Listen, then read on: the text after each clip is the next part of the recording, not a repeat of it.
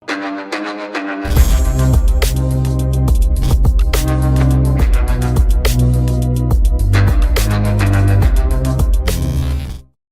ang Panginoon. Yan. Okay? May isang, sige, pwede na tayo makaupo.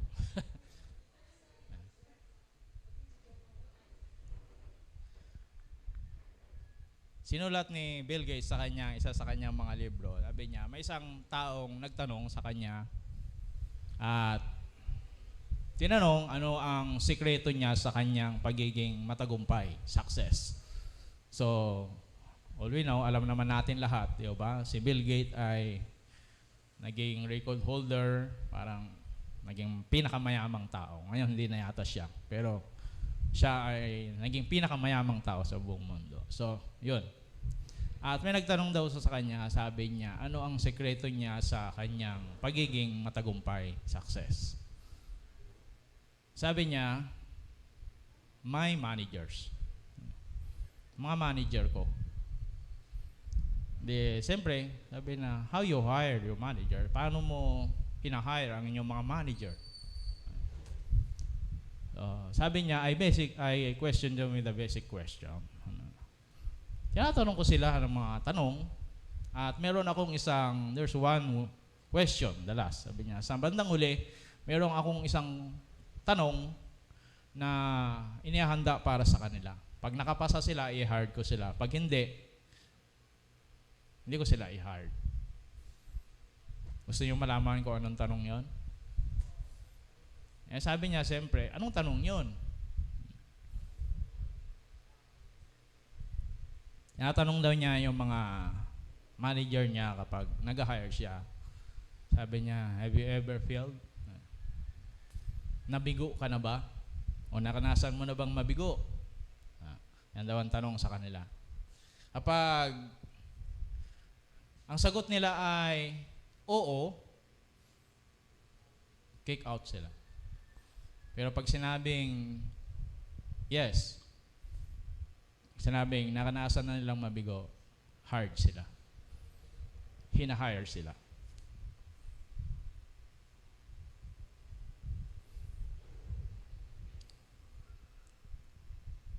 In Luke chapter 22, verse 31,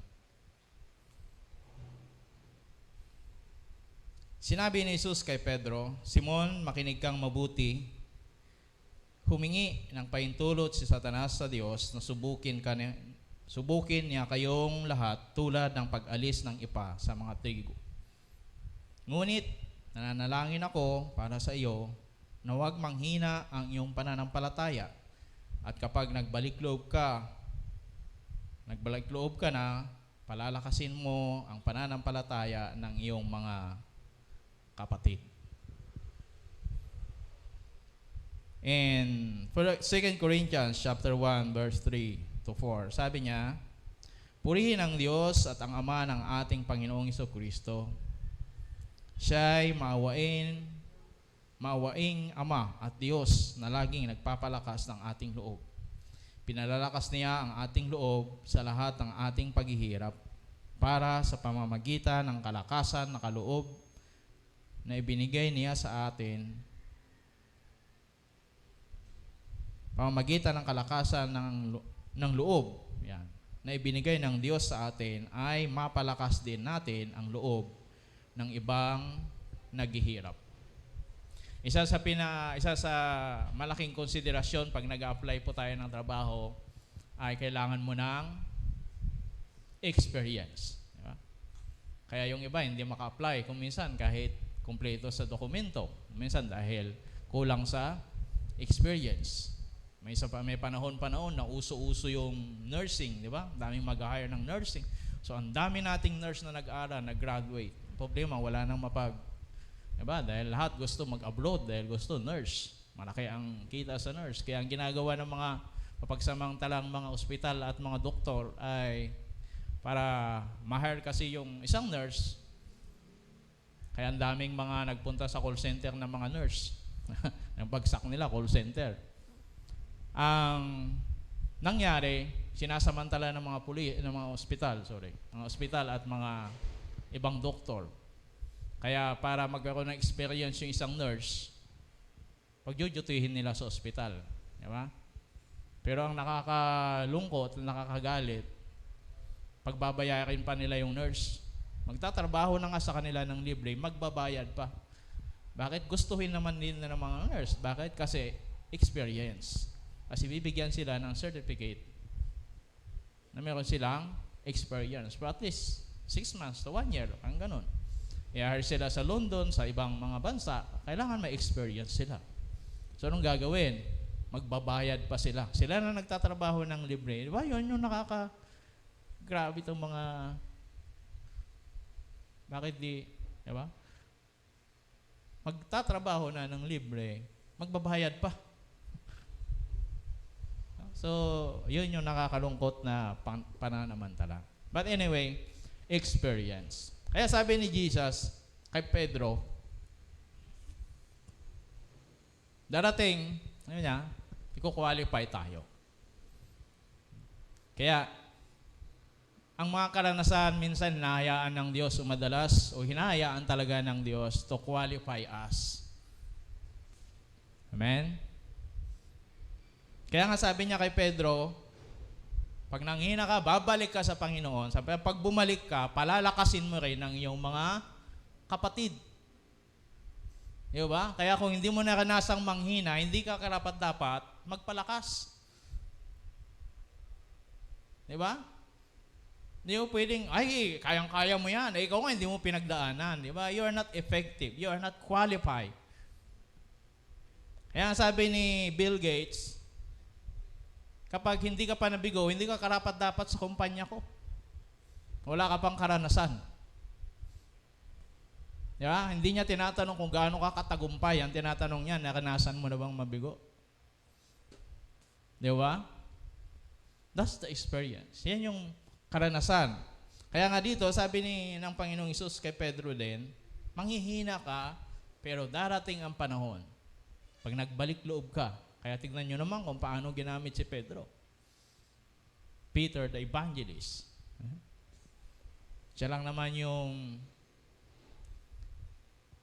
naglalakad. Ay, si Pablo ba yan? Si Pablo, yung mga panyo na may sakit, pag nasagi doon sa, yung panyo pala, ay gumagaling. Si Pedro naman, naglalakad siya, pag tinamaan ka ng anino niya, gagaling ka kung may sakit ka. So, ganun lang naman sila. Ginamit ng Diyos. Sa ganung paraan. Yeah. Kasi kinwalify sila. Kaya merong isang pastor na kasama namin noon, nagtuturo sa amin, parang nagme-mentor, nagtuturo sa aming mga pastor din. Sabi niya, kung wala kang kwenta, wala kang kwento, wala kang kwenta. Eh, natawa ako noon. Oo nga, ano? Kasi tinuturuan niya kami, siyempre, about hamon sa pagiging pastor. Kaya sabi niya, kung wala kang kwento, wala kang kwenta. Ano yung tuturo mo sa kongregasyon mo? Kaya, kahit si Pablo, sabi niya sa 1 Corinthians, God comfort us, so we comfort others. Pero, paano tayo nakukomfort ng Diyos? Pag dumarating ang panahon, tayo nahihirapan. Pagsubok. Tayo, kinakatakutan natin ang pagsubok. Di ba? Challenge. Ayaw nating maranasan. Pero alam niyo, hinahayaan ng Diyos na dumaan talaga tayo sa ganyang bagay. Ayaw natin ng kabiguan. Pero alam niyo, yung mga bagay na yan, ang ginagamit ng Diyos to qualify us for the ministry, or for the work, for the purpose. Kaya nga si James, sabi niya sa ating binasa, in James chapter 1, sabi niya sa King James, New King James, my brethren, count it all joy when you fall into various trials. Siyempre, pag nandun ka, hindi naman ganun kadali. Diba? Pero sabi niya, count it all joy. Sabi niya, ibilang ninyo. Maraming ways, maraming paraan ng magkaroon tayo ng kagalakan, ng kasiyahan, o ng kagalakan. Pero, sabi ni James, if you experience, kung namaranas tayo ng iba't iba, sabi niya, na pagsubok, ibilang natin. Ito yung isa na magkaroon tayo ng kagalakan. Yeah? Joy. Yeah.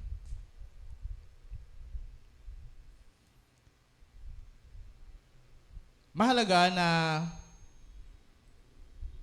ito yung isang bagay na nating, sabi niya, paghugutan ng kagalakan. Ibilang. So, hindi automatic yan. Kaya sabi ko kanina, iniiwasan natin, kinakatakutan natin. Pero alam po ninyo, hindi tayo maaalala ng sino man at ng mga tao sa mga bagay na iniiwasan natin, kundi sa mga bagay na hinaharap natin. Amen? Pag David, anong naaalala nyo? Goliath. Right? Pag Moises, anong maalala nyo? Parao. Right? Pag sabing Joshua, anong maalala mo? Wall of Jericho. See? Doon tayo naaalala ng Diyos. Kaya minsan, kahit nga sa mga patay, di ba? Sa mga necrological service, yung tinatawag. Minsan, naalala ko yan, si lulo ko noon, pero hindi sumuko. Mga ganon, di ba? Yan, nanay namin na nagturo sa amin ng ganito. Kahit masungit yan, pero may tinuturo siyang maganda. Di ba? Di ba ganun kadalasan? Marinig niyo sa mga naalala nila yung tao doon sa mga bagay na yun. Kaya kahit naman ako, yun lagi kong sinasabi. Di ba? Ano ba yung mga legacy na ipinaalala sa atin? Di ba? Ipinakita sa atin. Yung auntie ko noon sa Rawes, yun din ang isang hinangaan ko sa kanya nung dumaranas siya ng cancer kasi namatay po siya sa colon cancer. Punta doon sa ospital, sa Jose Reyes. Kaya nga nakapunta dyan sa Jose Reyes dahil hindi ko pa nga alam yan eh. Lapit-lapit na. Pero naging halos araw-araw, linggo-linggo ako dyan dahil nandyan siya noong nakakuan at kung saan-saan pa tapos nalipat sa ibang. Pero kahit nakikita kong hirap na hirap, kasi masakit talaga yung kuan pala na yun. Hanggang sa bahay nila. Pero hindi ko narinig sa kanya na kinwestiyon niya ang Diyos. Yun naman hinangaan ko sa kanya. Hindi katulad ng iba, di ba? Bakit hindi tumutugon ng Diyos sa panalangin? Bakit ganito? Bakit ganyan? Daming mga reklamo sa buhay, ang daming mga tanong. Pero siya, hindi ko narinig na naglabas siya ng ganon. Habang nag-uusap kami hanggang nung huling sandali niya. Huling sandali niya dahil may pumunta ako noon sa Baguio. At hindi ko alam, buti na umuwi ako agad dito. Pagdating ko dito, hindi ako nakapunta agad doon dahil mayroon yata akong ginawa dito sa church noon. May activity. Tapos yun, pumunta ako doon. Andun yung pastor nila. Ayan, yung pastor nila sa Methodist. At yun nga, nagkwento sa akin na bago daw siya, kasi katatapos, kamamatay lang pagdating ko doon. Kaya andun pa sila, nag-iiyakan pa. Anong nangyari? Ganyan, yung pala, segundo lang, minuto lang. Nahuli lang ako ng ilang minuto. At yun, binabanggit nga daw niya ako sa pastor nila. Na, ang point ko doon, ang gusto ko lang maalala, yun nga, naalala ko, na hindi ko narinig sa kanya na kahit nung bago na daw siya mamatay, sabi daw niya sa pastor niya, hindi niya narinig, pero ang narinig lang daw niya, yung anak niyang babae, gaalala siya. Yun lang. Kasi meron silang anak ng isang babae. So yun lang yung pinag-aalala niya. Kasi di ba, mga lalaki na. Kaya sabi ni James, count it all joy. Ibilang natin na isa sa mga kagalakan. Yan.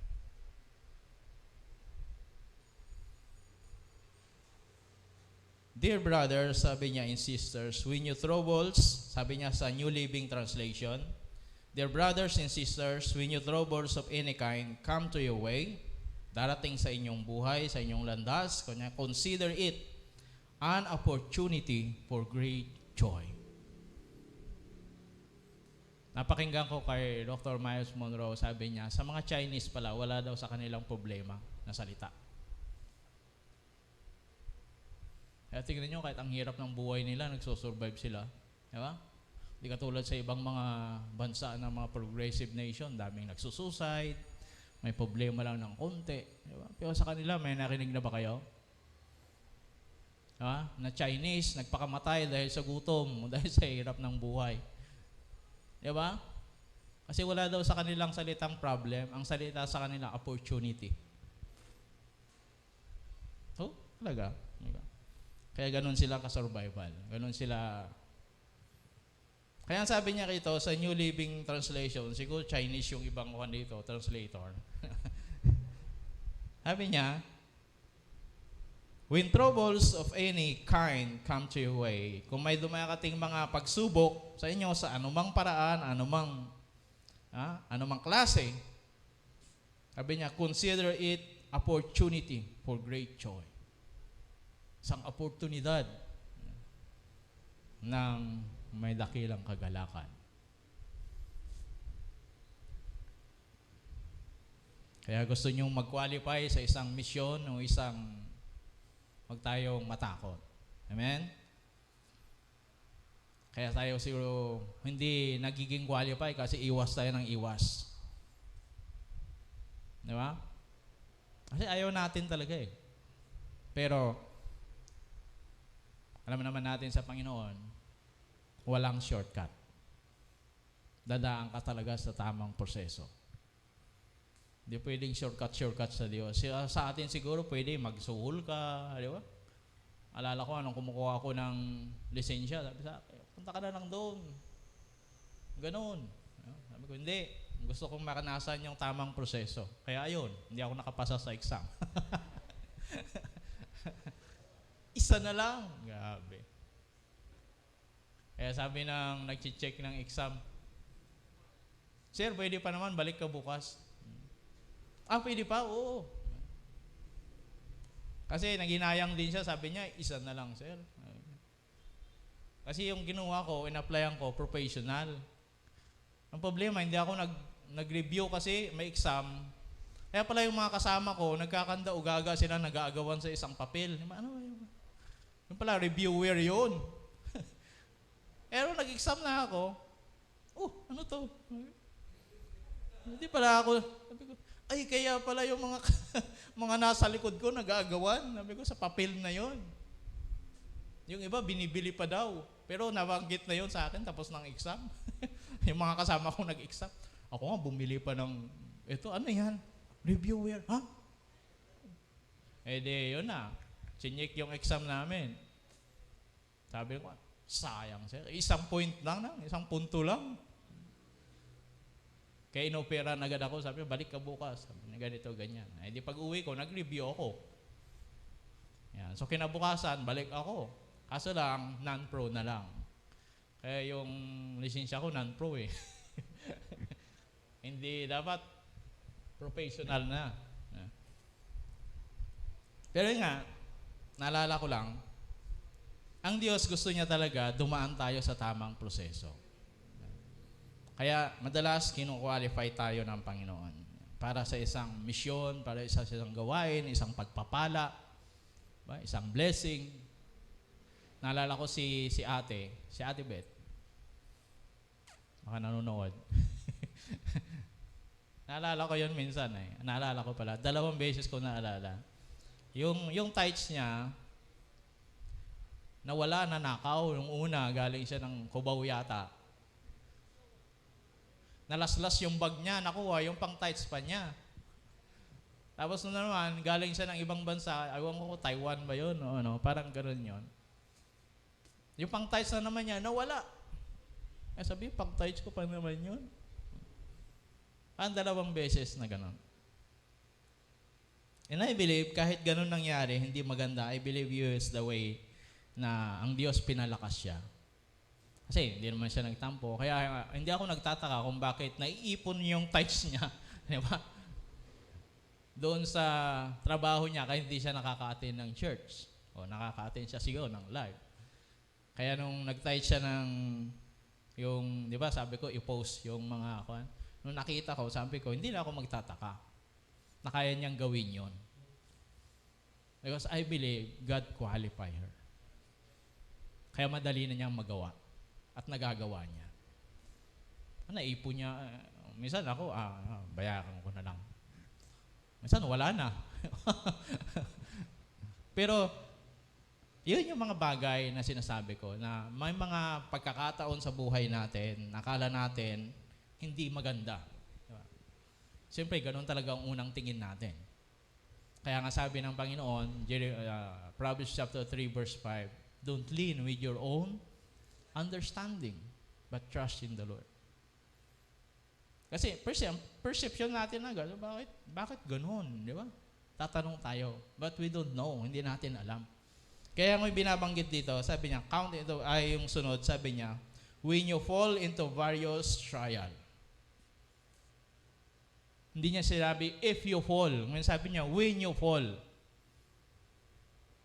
Di ba? So babagsak talaga tayo dyan, expected mo na yan. Mararanasan natin yan. Di ba? Kaya, sabi niya, mangyayari yan sa inyo. Walang makakaiwas dyan. Sa iba't iba. Kaya, tayo, may iba't ibang pinagdadaan, hindi isa. Kaya, hindi natin pwedeng ikumpara yung buhay natin sa iba o sa sarili natin sa iba, yung success natin sa iba. Tayo kasi ganun di ba? Kaya ngayon iba, nagiging mayabang, nagkakaroon ng hydrocephalus, diba? Malaki yung ulo, sakit yun, kakatubig sa utak, malaki yung ulo. May kunting tagumpay lang. Bakit? Kasi kinukumpara yung sarili sa iba. Ikumpara mo, di ba? Ay, mas matagumpay ako sa kanya. Ay, mas magaling ako sa kanya. Yun yung sukatan natin ng tagumpay minsan bilang isang tao. Diba? Kaya nangyari yun. Nagiging mayabang, imbis na more humble, imbis na lalo tayo maging mas humble because we are successful, babaliktad. Nagiging mayabang. Kala mo sarili niya yung sasakyan, ay yung daan. Diba? Yung mga gano'n, nagkaroon ng konting sasakyan na hulugan pa. Tapos, kala mo, nabili na niya yung buong daan, di ba? Mga buong kalsada. Parang siya na nagpapasweldo ng lahat ng tao sa paligid niya.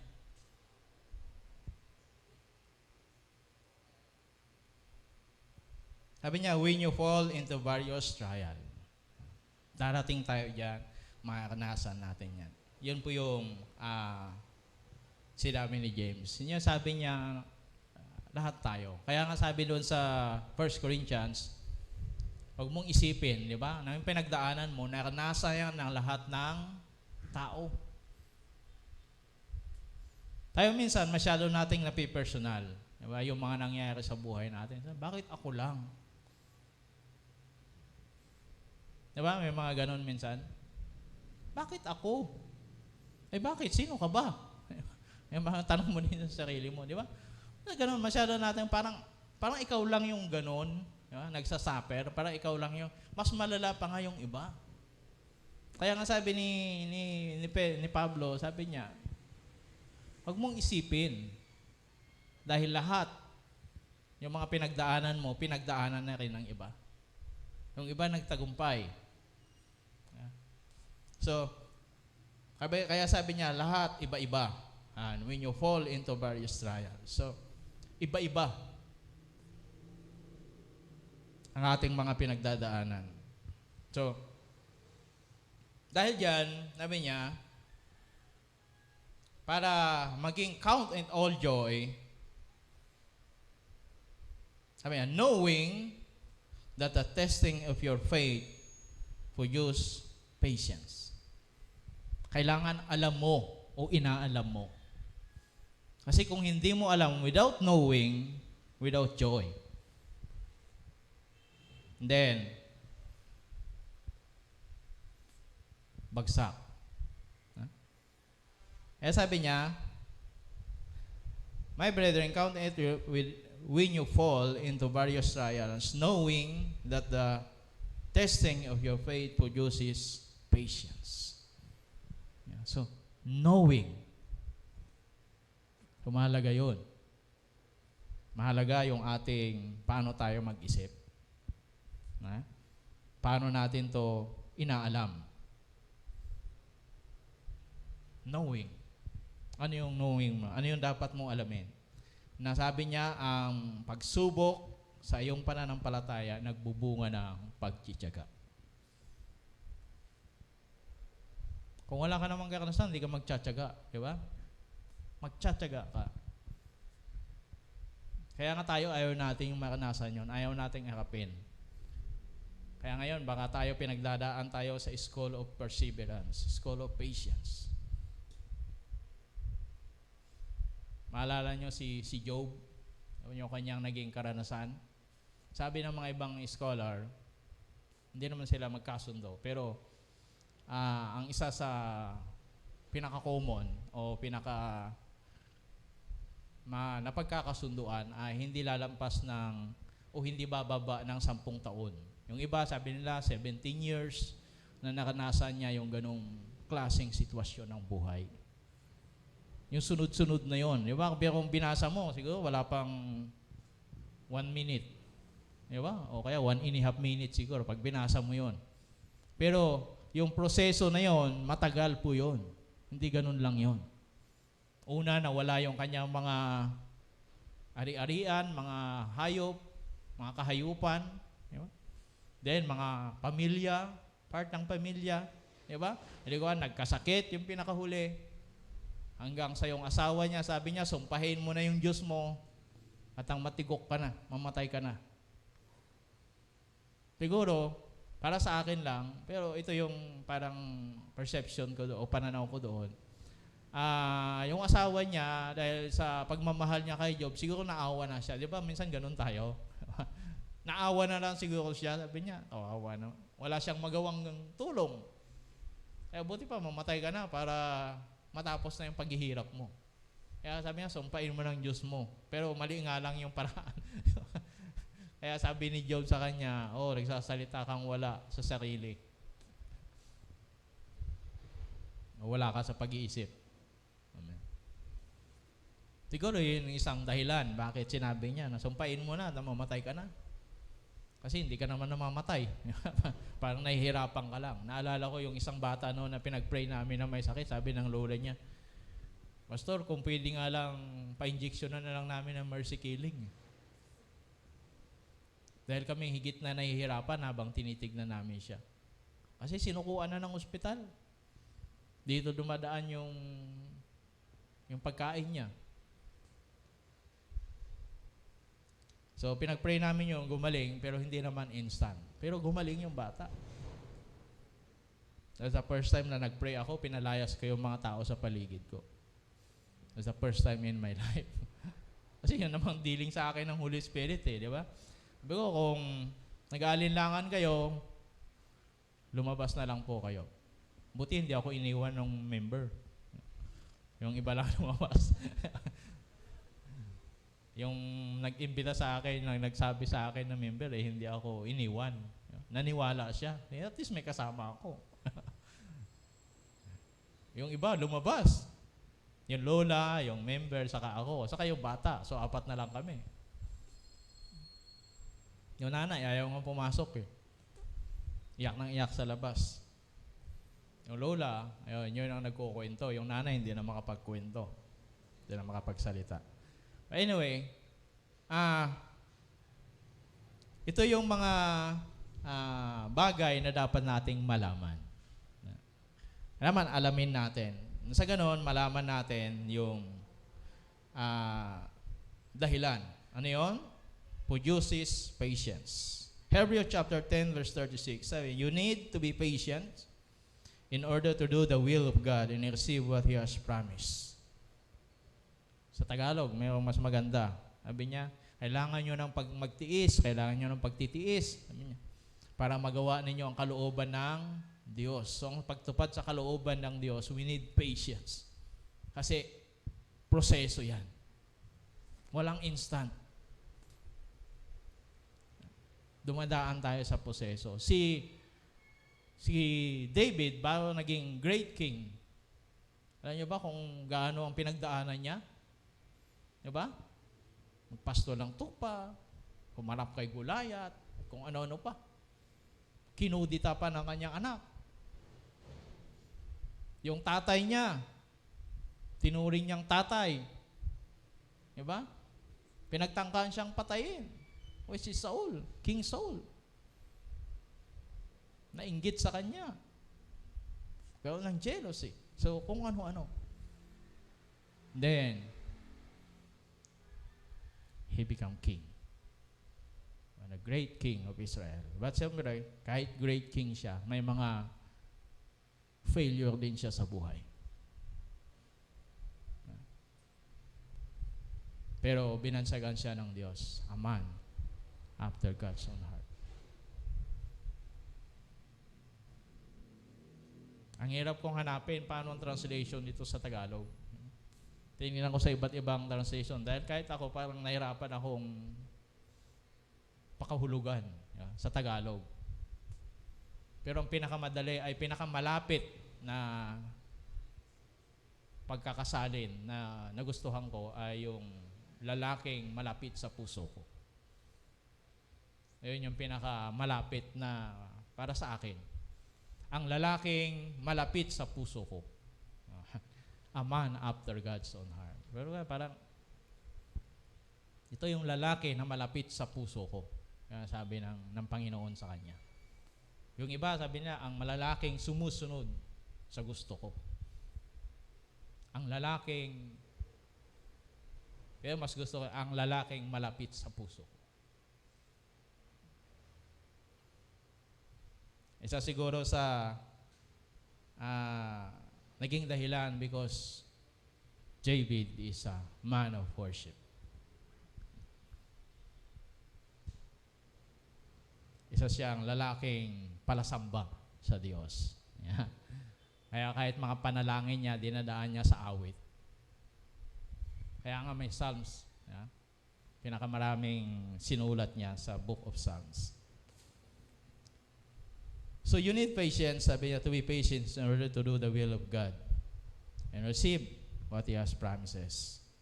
Then, sabi niya, alamin niyo, dapat inaalam, alam natin na yung pinagdadaanan natin ay nag-produce, nagbubunga ng pagtsatsaga. At bakit? Kailangan natin ng pagtsatsaga para magawa ang kalooban ng Diyos. Kaya ang patience ay isa sa mga bunga ng banal na Espiritu. Alam niyo ba yun? One of the fruit of the Holy Spirit. Patience, self-control, tranquility. Yeah. So, ano yung, para malaman natin ito, sabi niya in verse, sabi niya, but perfect, complete, lacking, yan.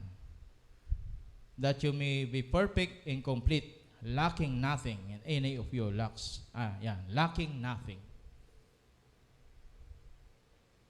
Ang completeness natin, para magkaroon tayo ng lahat. Yan. Actually, sa ibang translation, sabi doon, be mature. So, hindi tayo magkukulang. So, pag nagiging mature kasi ang tao, mas kumukunti ng kumukunti. Diba? Yung gusto niya. Pero yung kailangan niya, siyempre, parehas lang yan. Parehas lang tao eh. Pero iba kasi yung gusto mo sa kailangan mo. Kaya sabi niya, hindi nagkukulang o hindi magkukulang. Kaya ang trials, ang testing, ay nagpuproduce ng perseverance. Ay natututo tayong, diba, tanggapin kung ano yung kalooban ng Diyos. Siyempre, nagmamature tayo. At sabi niya, hindi tayo nagkukulang. Diba? So, yun yung bunga ng pagkaalam. Pagkaalam sa mga bagay na pinagdadaanan natin.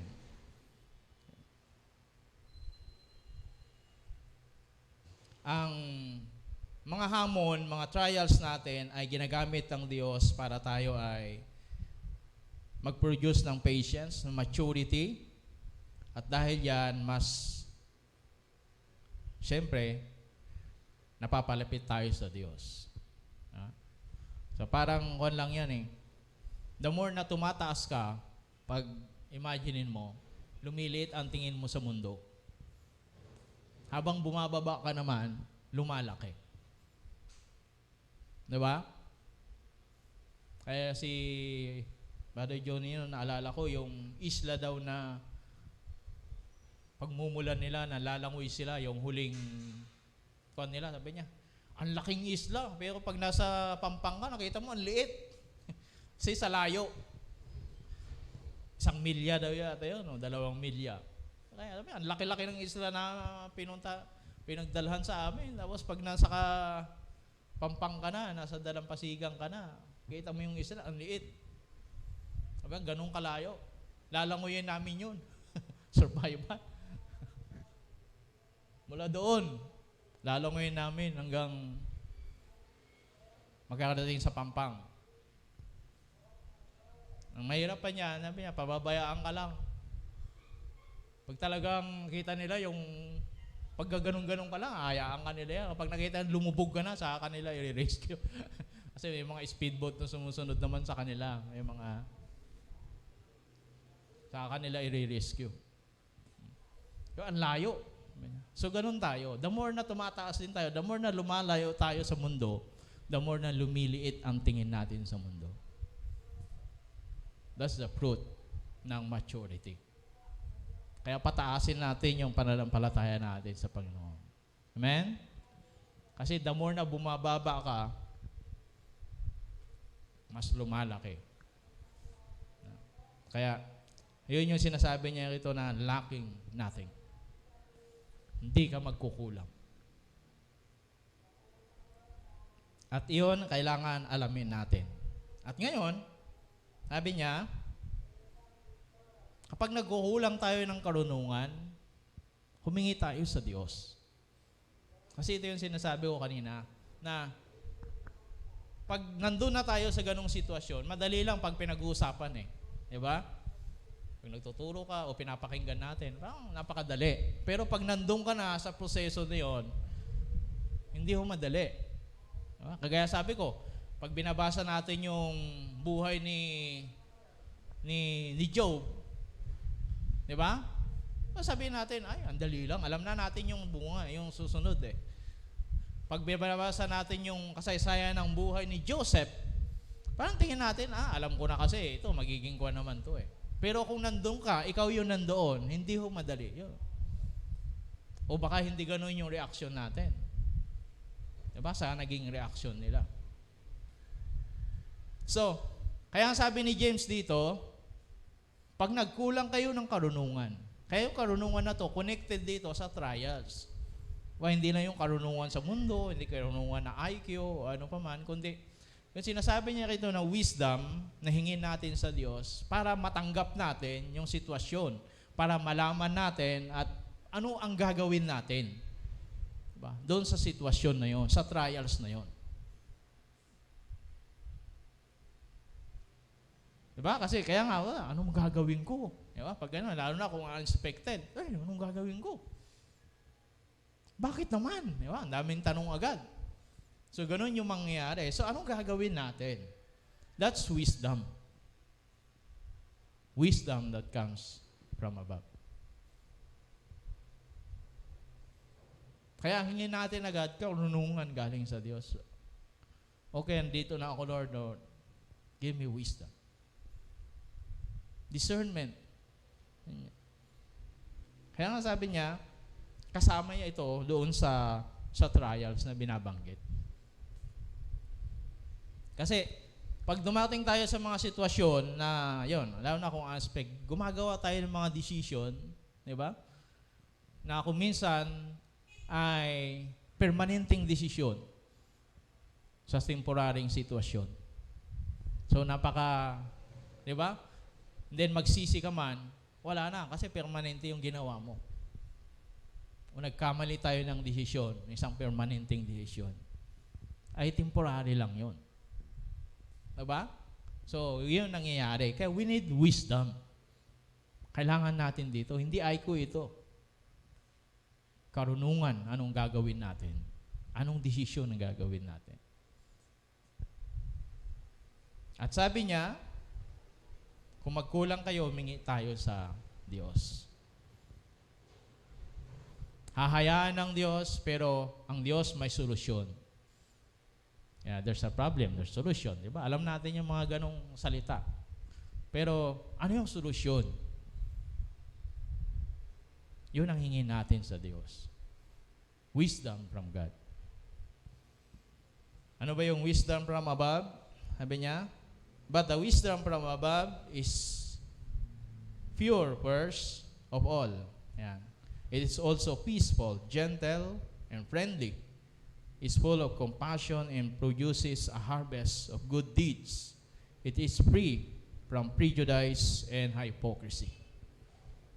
So yan yung karunungan. In James chapter 3 verse 17, yan yung karunungan na galing sa Diyos. Santiago 3:17. Sabi niya, una sa lahat, malinis. O malinis na pamumuhay. Payapa. Bait, gentle, kaibigan, friendly. It is full of compassion and patience. Compassion and produce a harvest of good deeds. Yeah. It is free from prejudice and hypocrisy. Hindi nagkukunwari. Karunungan galing sa Diyos, mapagkunwari. Kaya nga mapanlin lang. Yeah, kaya madaling nalilin lang. Kaya maraming mga nalilin lang kasi mapagkunwari. Pero yung karunungan galing sa Diyos, walang pagkukunwari. So, as wisdom, mingi tayo ng karunungan sa Diyos. Pag dumarating tayo sa ganyang pagsubok. Ulitin ko, yung sinasabi ni James na ito, lahat to pagdadaanan natin. Yan ang sinasabi niya rito. So, anong gagawin natin? Sabi niya, ask God. Humingi tayo sa Diyos. Kaya minsan di tayo humihingi dahil kala natin, kaya natin. Kayang-kaya ko to. Alam ko na to. O, malakas na ako. Kaya sabi ni Pablo, mag-ingat kayo. Makakala nyo, malakas kayo. Diba? Ay baka matisod kayo. O may stumble kayo. So, ask wisdom. Sabi niya. Kanino? Sa Diyos. Humingi. Hindi yan automatic. Hindi yan darating ng kusa. Hihingin po natin yan. Hingin natin sa Diyos. Ask, sabi niya. At ang maganda dito, pag humingi ka, kailangan alam mo to, sagahan ako magbigay. Gusto ko to ng translation ng Tagalog. Sagahan ako magbigay at di nanunumbat. Yan ang gusto ko eh. Ask to God, sabi niya, humingi tayo sa Diyos, sabi niya.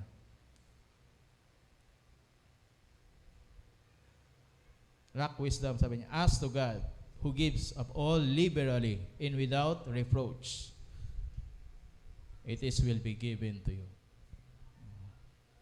Hindi kanya susumbatan. Oh, di ba binigyan na kita kahapon? Pananghingi si Buboy ng pera. Kaya, aba, binigyan na kita kahapon na. Di ba?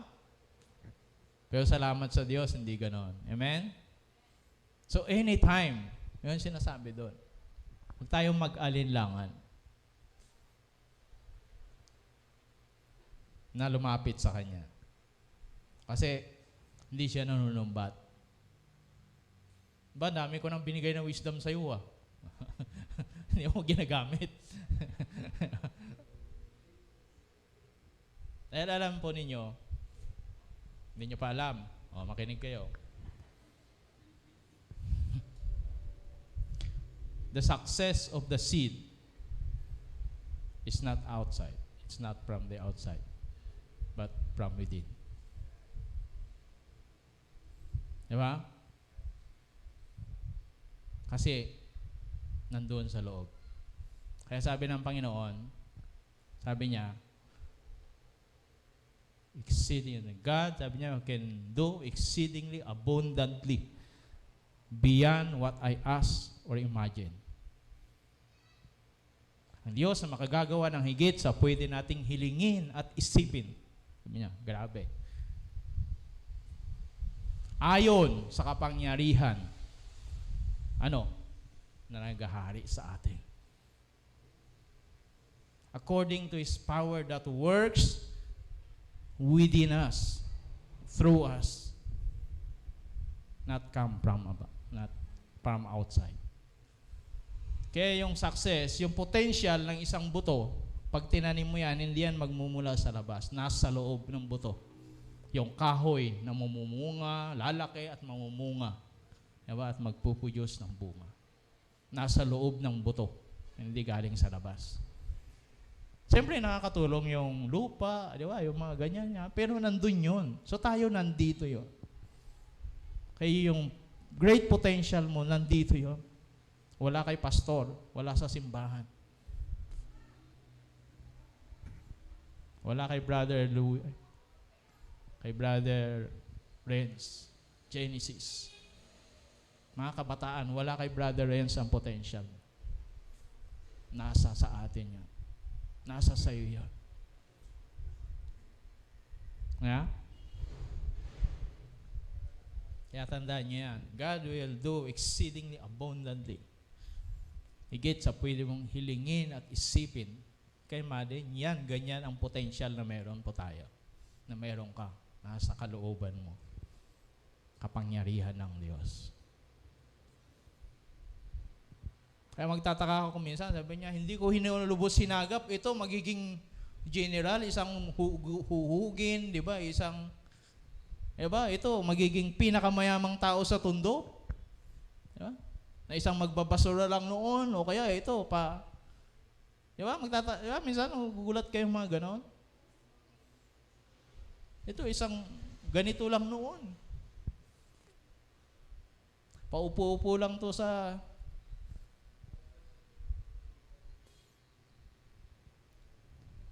because the potential ay nasa salo. As wisdom. Kaya minsan, hinahayaan ng Diyos yung mga pinagdadaanan natin na hindi natin iniiwasan. Yung iba kasi iniiwasan natin eh. Takot tayo, ayaw nating harapin. Di ba? Pero, doon tayo kinukwalify ng Diyos. Kaya mga matatagumpay na tao, yun yung mga risk taker na tao. Alam nyo ba yun? Ayan yung mga taong sagaya sa bugbugan, tulad ni Manny Pacquiao. Salamat sa mga tao. Of course, hindi natin binabaliwala yon. Kino-consider natin mga tao na na-inspire tayo, natuturuan tayo. Salamat sa kanila. Diba? Malaking factor din yon. Pero, nasa sa atin pa rin yan. Yung seed na yon ng potential. Pag sabing potential kasi, yan yung mga kakayanan mo na hindi pa nangyayari. Kaya pag nagawa mo na yan, hindi mo na yan potential. Hanapin mo na naman. There's a greater potential. Yan yung sabihin yan. Kaya yan yung binigay sa atin. Okay? Isa sa mga kahit pa nung nasa Bible school ako, ito yung mga lagi kong pinagbubulay-bulayan minsan na talata ng Bible na isa sa mga gustong-gusto ko na, video ko na rin sa atin. Sabi niya, to everything there is a season, a time for every purpose under heaven. Sa lahat may panahon. Siguro ngayon, panahon ng pag-aaral ng patience natin. Di ba? Pero, season lang yan. May hangganan. Huwag nating sabihin permanente. Walang bagyo na permanente. Walang lindol na permanente. Walang tsunami na permanente. May season lang yan. May oras lang. At sabi niya rito, in everything, there is a season. Lahat ng bagay may panahon.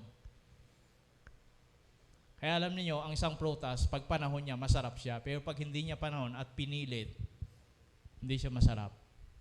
Napansin niyo ba yun? Diba? Pilit siya. Kahit pagpapahinog sa prutas, pag napahinog siya ng tama, masarap siya. Kaysa napilit na napahinog. Kasi may proseso at may panahon. Kaya tayo din, yung bata, kapag hindi naging bata yan, pagdating ng matanda na, mukhang bata pa rin, utak bata pa rin. Kasi hindi dumaan sa season niya ng pagiging bata. Bata pa lang, nag-asawa na, o dapat naglalaro pa lang. Hindi na. Nag-aalaga na ng anak. Di ba? Kaya pagdating ng na, o ayan, bumabalik sa pagkabata. Kasi yung trabaho niya, dapat trabaho ng isang matanda, pero tinatrabaho na niya. Ang bata, dapat naglalaro, pumunta sa school. Di ba? Pero, there's a season. A time for every purpose. So, bawat season, bawat panahon na dumarating sa buhay natin, may purpose yan. May dahilan. Diba? Kaya nga, may proseso. Sanggol, diba? Mula sa tiyan, sanggol hanggang lumaki. Diba? Kahit din sa buhay natin, may mga time, may season, at bawat season sa buhay natin, may purpose. Kaya diba, sabi ko sa inyo noon, dito, panahon ng season ng pandemic, there's a purpose why God allowed this. Diba? Kaya lagi kong sinasabi, Lord, anong part ko dito? Bakit nabuhay ako sa panahon na ito? Anong bahagi ko dito? Sa panahon na ito? Because there's a purpose. Tama? In every season. Kasi ang season, di mo yan mapipigil. It prevail. Kaya kahit ayaw mong mainitan, pag lumabas ka, mainitan ka talaga, magpapayong ka. Ayaw mong maulanan, pero kailangan mong lumabas, maulanan ka talaga. Prevailing yan eh. Season yan eh. And there is a purpose. May layunin yan. Kaya nga, may duration lang yan. In that duration, what is your donation? Diba? Kaya sabi ko, Lord, anong donasyon ko naman? Diba? Ano bang dahilan? Bakit nabuhay ako sa ganitong panahon? Panahon pa naman ng pandemya. Dapat nung bubunik. Mas matindi, no? At panahon ng, COVID. Yeah. At the purpose.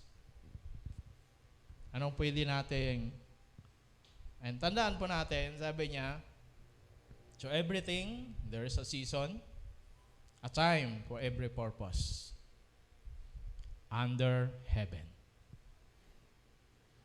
Ibig sabihin, sa heaven, wala nang season doon. Amen?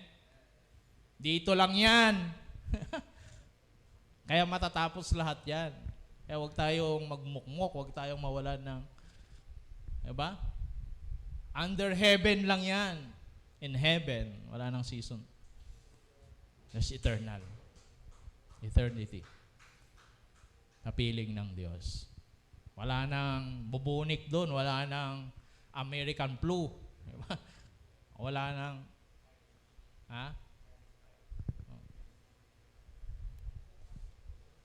under heaven lang yan. Under heaven. Nating tatanda, huwag niyo makalimutan yung huli. It's only under heaven. Not in heaven. There's a time to mourn, no? Time to be born and a time to be die. Season lahat yan. Kaya minsan, alam mo yun, pumunta ako dito, siguro mga 3 o 4 yatang patay. Sabi ko, oh, season ng kamatayan. Sabi ko, parang pineste yung mga tao. Diba? Ang dami ko na salubong na patay. Sabi ko, oh, ano nangyari?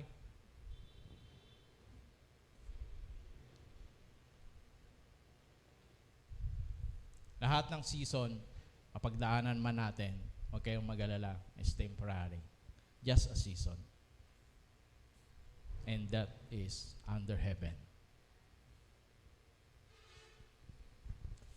Sa ilalim lang yan ng langit. Wala yan sa langit. Kaya salamat sa Panginoon. Amen? That's the reason why kahit anong season ng buhay mayroon tayo, keep on. Trust. Heaven more than earth. Mas magtiwala tayo kaysa sa mundo. Amen?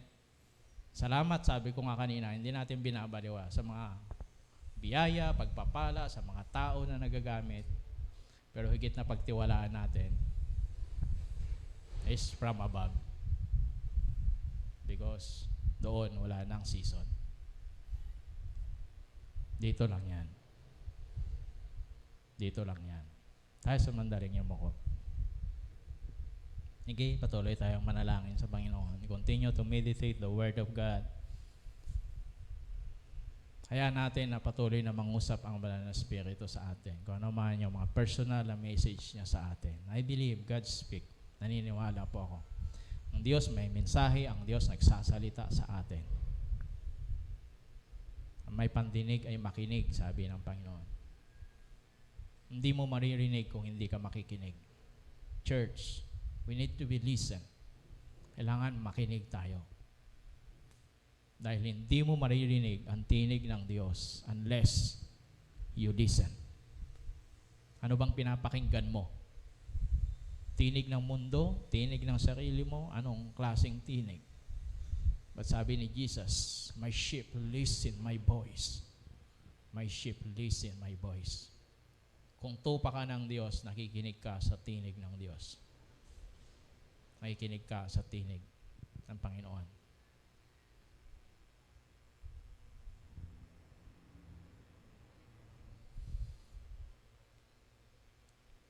Salamat po, Banal na Espiritu, sa usapan niyo sa amin sa umagang ito. Thank you for your message sa bawat isa po sa amin. Kayo ang higit na nakakaalam ang laman ng puso at isip namin. Kayo ang higit na nakakaalam sa mga pinagdadaanan at pagdadaanan pa namin. Kayo ang higit na nakakaalam anumang solusyon na pwede namin gawin sa mga pagdadaanan naming mga hamon at pagsubok ng buhay. We thank you, Lord, for those opportunity dahil mas nakikita namin ang aming sarili. Paano kami nagtitiwala sa inyo? Kikita namin ang aming sarili. Ano yung mga bagay na dapat naming talikuran, baguhin. Because in times of trial, you expose who we are. Kung sino po kami. That's why we pray for wisdom, for more wisdom, Lord. That we may know, malaman namin, maunawaan namin, o anong mga purpose, layunin na mga nangyayari sa amin habang kami narito sa mundong ito. Because we believe and we know, and Lord, alam po namin, ang lahat ng ito ay temporary. Sa piling mo, Panginoon, wala nang mga season. But the season of love and joy. Season of peace. Na habang panahon at hindi nagbabago. Ang season temporary at nagbabago. Pero sa piling mo, Panginoon, salamat sa walang hanggang buhay. Salamat po. Darating ang panahon, makakasama ka namin. Purihin ka. Tanggapin mo ang aming pagsamba at papuri sa pangalan ni Jesus. Amen. So thank you and God bless you more.